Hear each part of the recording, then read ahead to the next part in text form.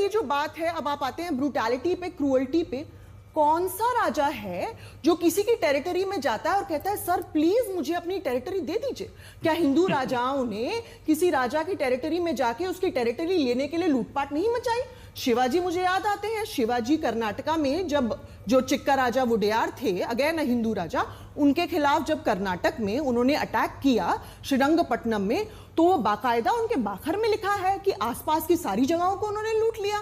फिर आप चोलास को ले लीजिए, राजा चोला 11वीं सेंचुरी के रूलर, बहुत ही महान शासक हैं।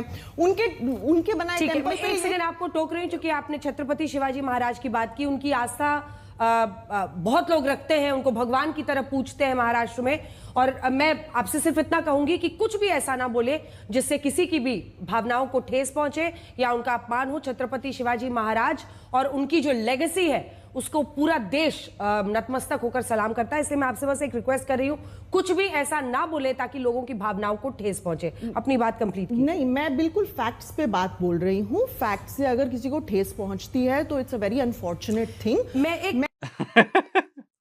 देखो भाई, अंजना बेसिकली कह रही है यहाँ पे तो मुसलमानों को गालियां देने के लिए बुलाया था, ठीक है, उनको बाबर को, अकबर को, औरंगजेब को। ये आप क्या कर रहे हो? You are not following the script. तो रुचिका शर्मा है, इनका चैनल चेकआउट करना यूट्यूब में, ये काफी डिबंक करती रहती हैं ये सारी चीजें, एंड एनसीईआरटी में क्या क्या गलत पढ़ाया जा रहा है, ठीक है, हिस्टोरिकली इनकरेक्ट चीजें।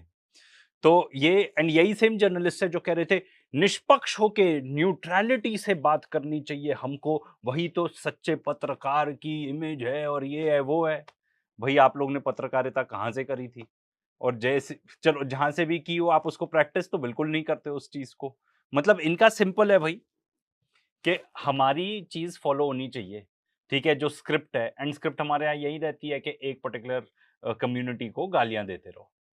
एंड उन्होंने एक चीज बहुत ही तगड़ी बोली कि भाई फैक्ट्स तो ये हैं, अगर फैक्ट से आपको प्रॉब्लम हो रही है तो फिर क्या ही बोलें।